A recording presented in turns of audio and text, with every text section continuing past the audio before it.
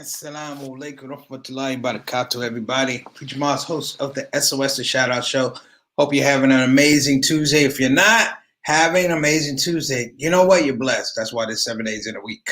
That's number one. Number two, if it is your first time coming to the Shout Out Show, let me tell you how it works. First of all, we appreciate you coming to the show. That's number one. Number two is when you come to the show, on the way in, if you're on YouTube, hit the subscribe button, hit the like button. We want to earn your attention. We want to earn your time. We want to earn it this day. On top of that, you are officially part of the Shout Out Show family. Let me tell you what that means. It means you're part of a community, if you will. You're part of, I want to say, not just a community, you're part of a collective. A collective of people that come and we talk about things. We laugh about some things. We get upset about some things. We get angry about some things. But it's with the best of intention. And what I love about the Shout Out Show family, most importantly, is that, you know what, there's just a sense of humility. A genuine sense of humility. I mean, I know people on the show. We get new people on the show. It doesn't matter. You know, sometimes when you have a platform, you can get really, really lost in the sauce thinking that it's really your platform. That somehow you created the internet, or you created StreamYard, or you created Zoom. And in that space of creating these things, let me keep saying create, create, create. Let me tell you something. I'm a creative, but I'm not stupid. I'm a creative, but I don't create things. I'm efficient. I am a efficient discoverer of things in civilization and creation. And all I do is find out interesting ways to put them together. Now, brothers and sisters, I'm saying this because I have the capacity, so do you. And that's kind of what makes the show special. This is episode 165 today. We've had 165 topics going all the way back to April the 24th. And here's the thing. It would not be possible without the family, the Shout Out Show family, Shout Out Show soldiers. We got some people in the buildings. Sister Sultana, who's been here pretty much for every episode. She's a consultant producer, makes this thing go. When I say make it go, I mean just keeps the train on the tracks. And that's a very, very important thing. Keeping the train on the tracks, keeping a certain, I want to say, position, a certain standard, if you will. And then even more importantly, you know, just keeping your mind right. So I'm going to talk about this topic today. And I talked to one of my friends today, called me up. He watches the Shout Out Show intermittently, and he gave me some advice. He said, the Shout Out Show. I said, yeah, I know the Shout Out Show. He said, well, you have to figure out whether you want to be an educator or funny. I said, say that again. He said, you have to figure out whether to be an educator or you want to be funny. And I'm like, why can't I do both? Why can't I do both? I've done both my whole life. And then he thought about it. He said, I apologize. And I said, you know what? Before you put that apology out there, just out of interest, what are you apologizing for? And he said, well, you're doing it your way and da-da-da, and it's your show and da-da-da. I said, well, no. I want you to be able to speak to this thing honestly. And he said, well, I thought I had some ideas, and then I understand that, you've been doing it for a while and da-da-da. And I said, well, I'm not going to accept your apology because basically I appreciate the fact that you thought you had something to contribute. And he gave me the rest of his ideas. And I said, well, that's cool. I'm happy with that. But there's something that's going on in the country, in the world. We've bred for lack of a better word, we bred a consortium of leadership that does not know how to apologize. And I don't blame the leadership because there are those people who are not leaders who do not know how to apologize. Now, I'm going to give fair due where it was. This is before Donald Trump, so we ain't going to put it on Trump. This was before. This is probably going back right before Obama. Yeah, right before Obama, maybe Bush. Well, I noticed that there became this really, really fundamental philosophical shift about how people express regret. And that's one thing I want to say. When you talk about an apology, you need to understand that you must express regret. Why are you regretful? Was it because, and it's a question. My mom said, you apologizing because you got caught, or you apologizing because you were wrong and you want to make a sincere rendering of yourself? Here's that word. My mother said a sincere rendering of yourself.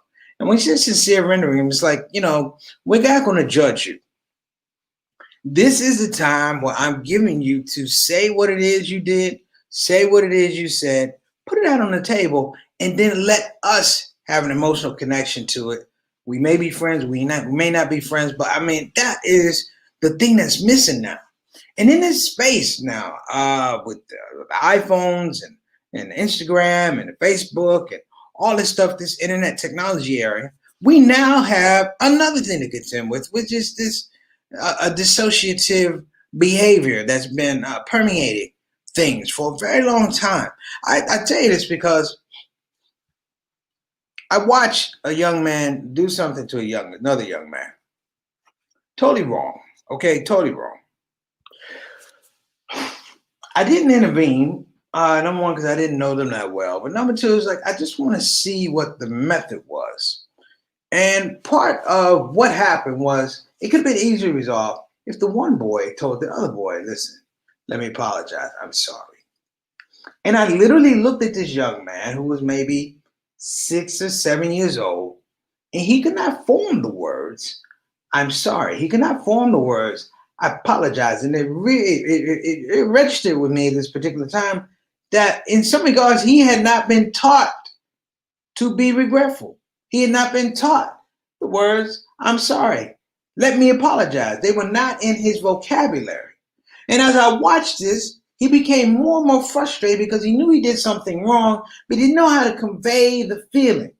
He didn't know how to convey that sadness, that shame, that embarrassment to this other child.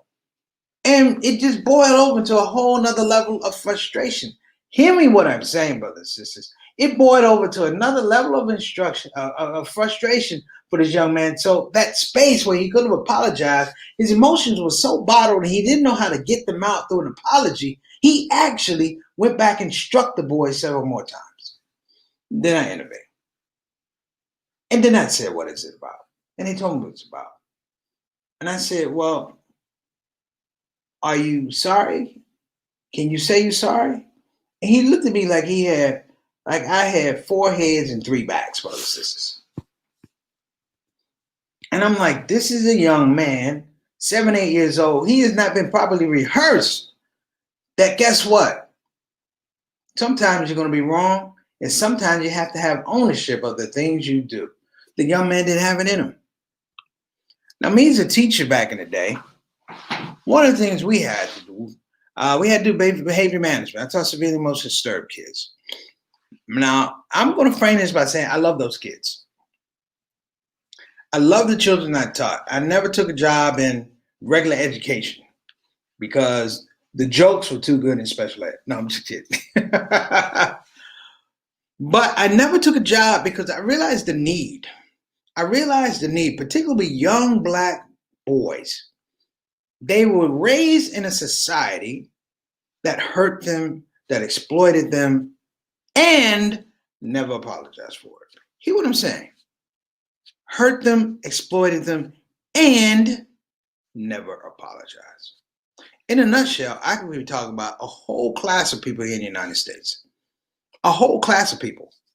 A history, if you will, personified by not apologizing at all. At all. And what happens in that situation is, I like to say, this psychosis develops. A psychosis whereby people are thinking, I'm above my own actions. Right or wrong, I'm above those actions. Right or wrong, I don't have to apologize. You know, and people say, oh, you know, the Muslims say, hey, we got the Quran, we got this. I'm like, yeah, we got all of that. But here's the deal. Doesn't mean you follow it. If we followed it, then we wouldn't have some of the issues that we have. What do you think that some of the terrorist groups are? These are groups who what? Double down. One of the most confusing things to me, when I was young and I took my Shahada.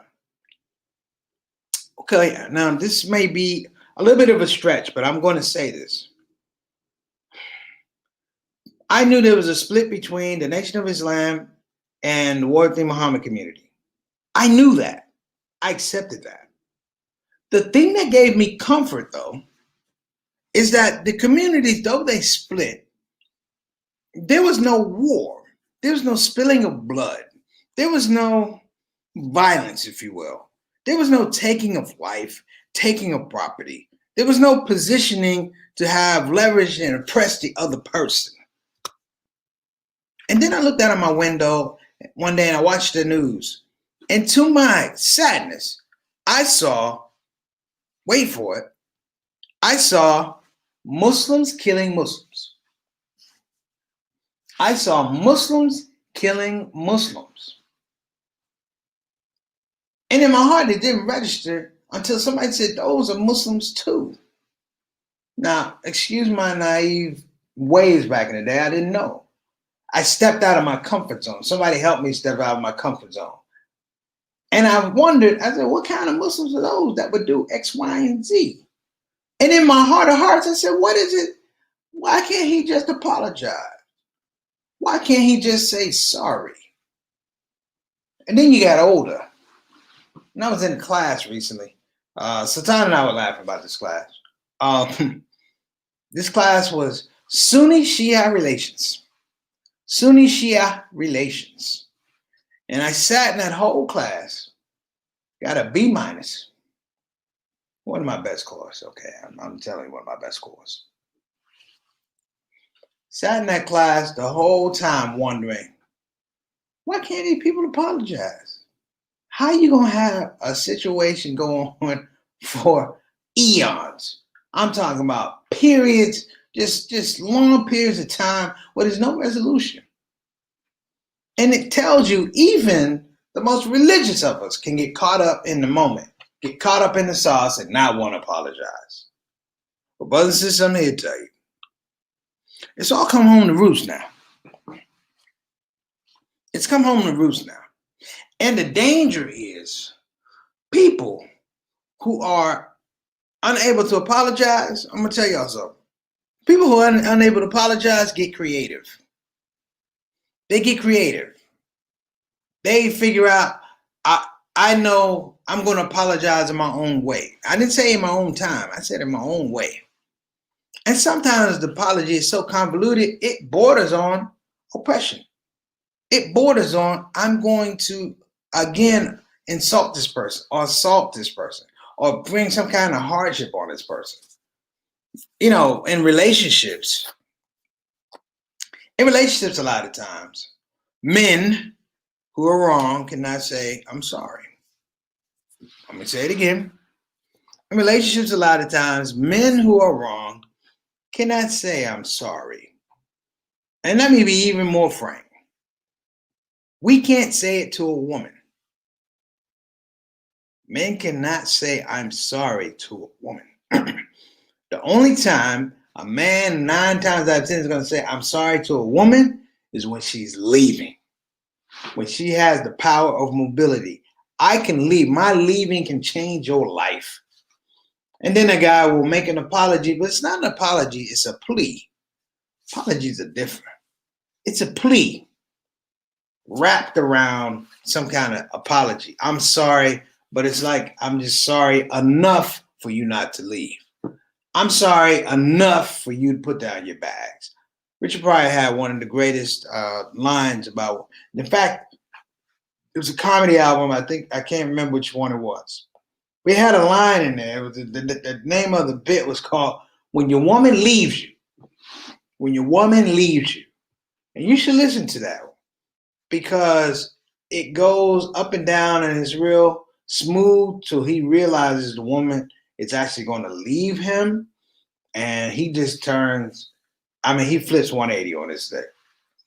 So we're going to take a quick break and I'm going to be back. I have some things I want to talk to you guys about in this space about apologies, because I don't want us to get too far gone, if you will, but I don't want us to be weak. I don't want us to be weak. In our masjids, in our churches, in our homes, you know, the value of the apology, for lack of a better word, has been diminished.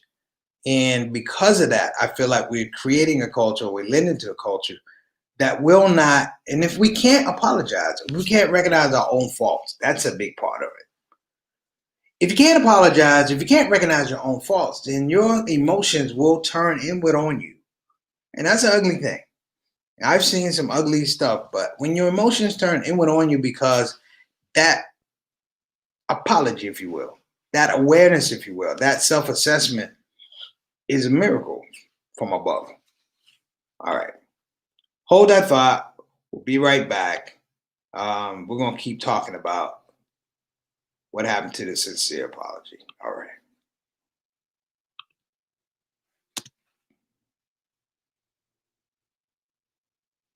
Well, I know I'm going to vote for president.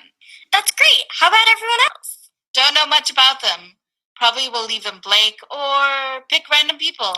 Don't do that. Vote the ticket. Down ballot. Why? What does it matter? Start a wave. Wash out 2020 and start with a fresh 2021. Wash out 2020? Sounds good to me. I'll vote down ballot. Yeah, use your power so I can use mine when I turn 18. Vote the ticket. Vote down ballot.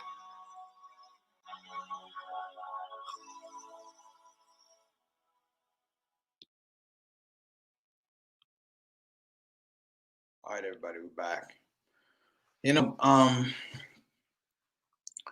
This voting season, speaking of voting down ballot, this voting season is really a referendum on literally, it's literally a referendum on treatment, how you were treated, how someone made you feel. Now, rarely have we had a situation where leadership has made us feel a certain way. And I will pause because I don't want to castigate anybody. I don't want to put anybody down. I understand politics. I'm not naive. Politics is for the self-interest. I understand that. But this election, though, is very much about how you felt treated. This has been a season of uncompromised loss of life, loss of work, loss of welfare. I mean, welfare, wellness, all of these things, and we're still left to struggle with it. And my point of this is saying that for all the things that happened, the loss of life, the loss of jobs, humility is in crisis. Humility is in crisis because people in the panic, in the fear, in the sadness, in the loss, many people have forgotten the importance of I'm sorry. Why does that make sense?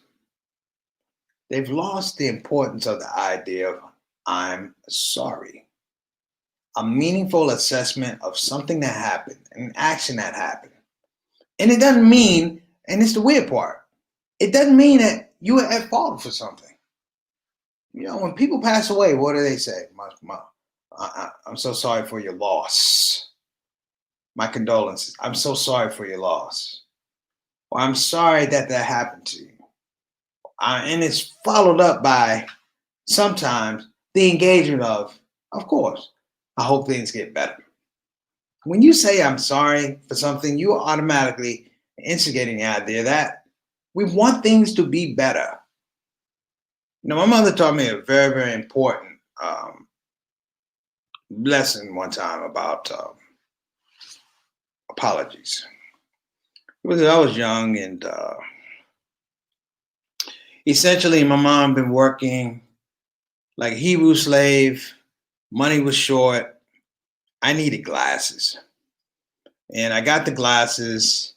That's a big deal in elementary school. I got the glasses, and we came home, and my mother was really, really tired. She still had to cook. And I think my mom asked me to clean up. She gave me a list of orders, like 3 or 4 things. And they were minor, but I was feeling myself. And my dad was there, and I just started complaining to my dad, like, why mom got me doing all this stuff? Why she got me doing all this stuff? She bossed me around, da da da da. And remember what I just said. She had just bought me glasses. So catch the phrase, catch the vibe here. I'm not very grateful. I'm complaining, and my dad, he ain't saying nothing. He's like this. And I complained more because I felt like, he was going to complain with me. We're going to bond as a little man and a grown man. We're going to bond. And he just looked at me like this. I just kept going and going and going. And I looked over to my left, and the whole time I've been complaining, there was my mother. And if I could tell you the look on her face, it would shred your heart. It would shred your heart.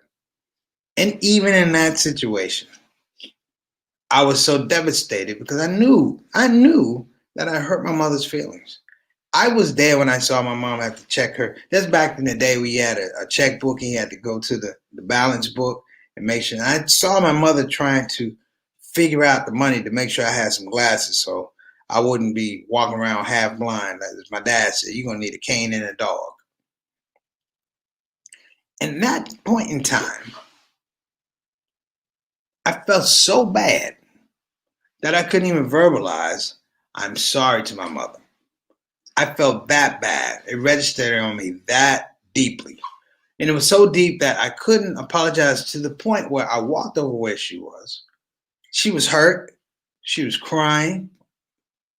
And I literally took the glasses off my face, put them down beside her and said, let's take them back to the store. I don't deserve them. I don't deserve these glasses. And my mother looked at me and said, are you trying to say you're sorry? And at that point in time, I fell out. I started crying like a newborn. Yes. That was probably one of the first times that my mom put me in touch with my feelings, understanding that, the world is connected. This is before cell phones and all this stuff, that the world is connected. And it's not connected by electronic beeps, and it's not connected by Wi-Fi. It's connected by the heart. It's connected by the heart. And to keep a heart healthy, when we do wrong things, we must have a sincere apology. It cannot be or continue to be that we'll get around to figuring out how wrong we were or how right we were. See what I'm saying? How wrong we were, how right we were. That tells you systemically how crazy this thing is. If you're wrong, you know you're wrong. If you're right, you know you're right. Because you'll tell everybody. But when you're wrong, whether it's seen publicly or it's private, it's still wrong. I asked the question, what happened to the sincere apology? What happened to a sincere apology? Well, it seems like laws allow people not to have to apologize. Leadership allows for people not to apologize. Self-indulgence or over self-indulgence allows people not to apologize. And I would even add this one. The code of personality allows people not to go apologize. There's I'll be reading on Friday, like I read every Friday, Surikoff. And there's a part in Surikoff in a narrative of a man, brothers and sisters, a man who owns gardens. He's been blessed with gardens. And one day, they say he tells another man who is poor. They say less than him. He's poor. He tells the man, I'm greater than you in money and respect of men. He already knows he's poor, but he doesn't apologize. When he apologizes, when he's lost everything. And he said, those situations, those scenarios, he realized that, when you apologize to somebody, it's a throughway. You're not apologizing to them. I realize now, and I could be wrong. You're apologizing to God. You broke protocol, if you will. You broke rules, if you will. If it's in the Quran and you broke that, you need to apologize because you got to figure out how to get back to God. And it should never be that situation. Let me put this up here. Let me see here.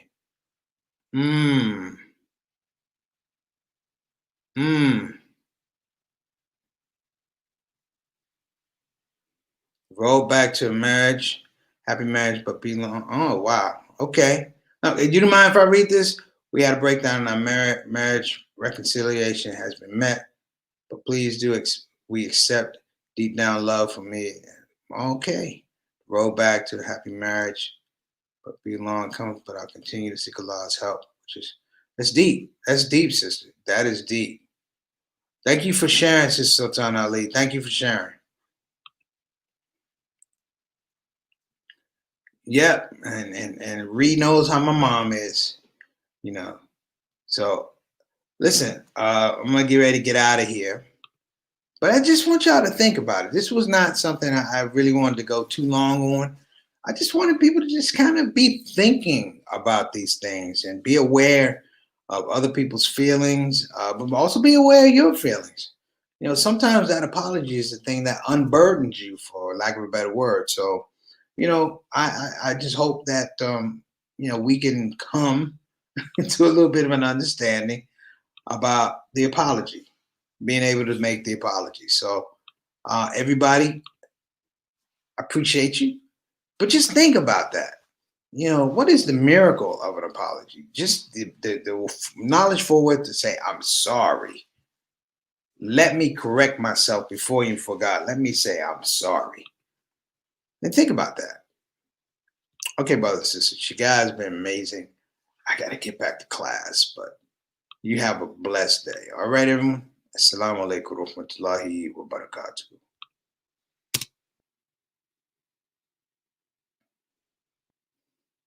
Hey everybody, this is your brother Preacher Moss. Listen, I hope that you enjoyed your shout out show experience. We'll be back with the next show, the next shout out show. Simple ask before you go, please help your brother out. Click that subscribe button, click that notify button, and I'll see you again on this side of the microphone. You probably wonder what that smell is. That's me. I smell good. And the reason I smell good is because I use oils from Tarifa Tar. So I'm not saying you can't smell good. I'm not even saying you stink. I'm saying you have the opportunity to smell exquisite. Check out tarifatar.com for some of the best oils and scents in town.